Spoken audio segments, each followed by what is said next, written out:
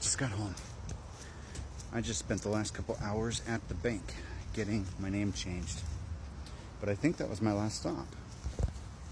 I think that now that my bank is all sorted out and I've got my new IDs and all of my paperwork's done, the white petals are all waned, but we've got seed pods. Now that that's done, the next step is actually taking the driver's test because all of my identification is sorted. These are done with the yellow blooms. It is hot. The yellow blooms are pretty much done. Actually, these are just coming out. They're about to bloom. They're only beginning. But I spent the couple hours that I was there researching the Vedas because I had never heard of Yama before. And I think there's an important distinction because I am not telling anyone how to create.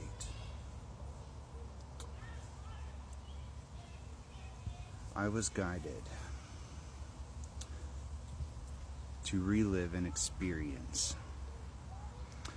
the persecution that my ancestors felt. Not just my ancestors, a lot of people. And it doesn't matter whether it was for religious reasons or otherwise. Those kinds of stereotypes lead to fear, which lead to hatred, which lead to action. And Spirit wanted me to bring this up. It's not my personal bias. It's not my judgment to make. Spirit brought this to the forefront so that it could be a conversation. And instead of having a conversation, I was shooed away. That's okay. I tried to communicate, and when communication can't be had, you step away without negativity, emotional detachment. I'm emotionally detached from that situation. I was ready to debate, but I feel like it was perceived as one of the many people who run to a comment section and just start bitching. And being shooed away, whether it was stated nicely or not, is not discourse. That's okay too, because I'm only keeping the people that are open-minded in that regard on my For You page. You know what I mean? People that are stuck on the ways of the past and unwilling to adapt what they know to be true, or their definitions. They determine their reality too, and it's just, in my opinion, a more limited mindset. But it's not mine to judge. And me having a problem with somebody making a blanket generalization is not a decree. I'm not dictating how people create. I'm saying that I find that offensive. And unlike all of the other readings where we talk about these things,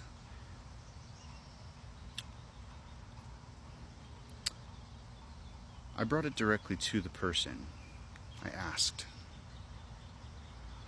I tried to open up the dialogue, which normally I would be the person that just unfollows. And I thought about doing that, but I waited for dialogue first.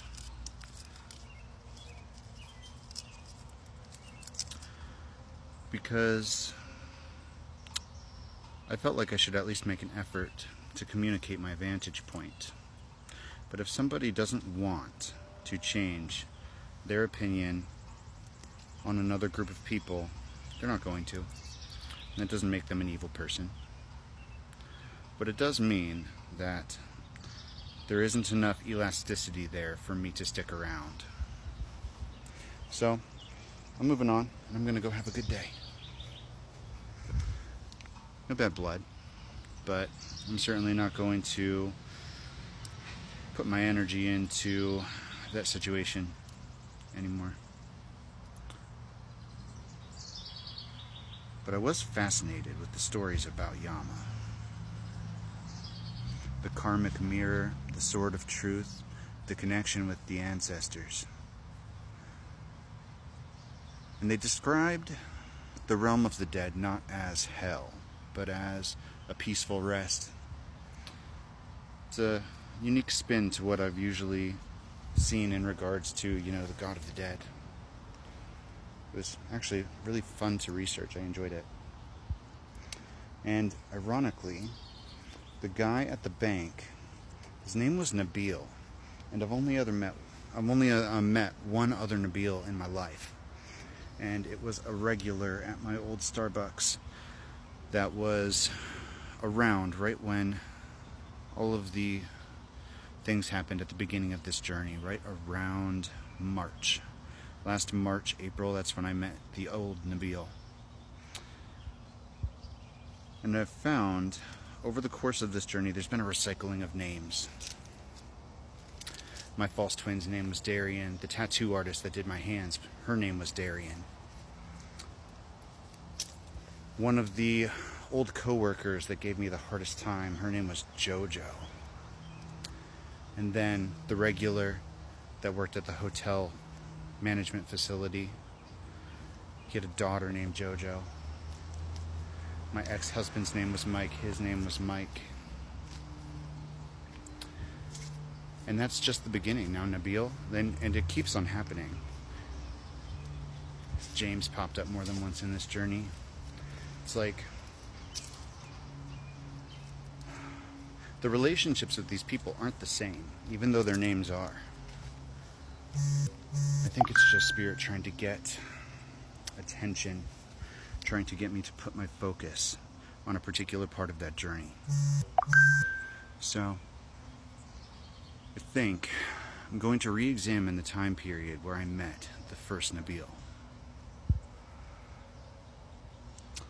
But I will have to see him again, because now that I am a sole proprietor, I have to go back to the bank to finish setting up the business checking account. So Nabil's going to be working with me on that. The other Nabil was a regular I never got to know too well, but we talked all the time. It's funny how you can see somebody every day, every single day, and not know so many things about them. I guess that's true for us too here on TikTok. We see each other every single day. But there's still a division there sometimes.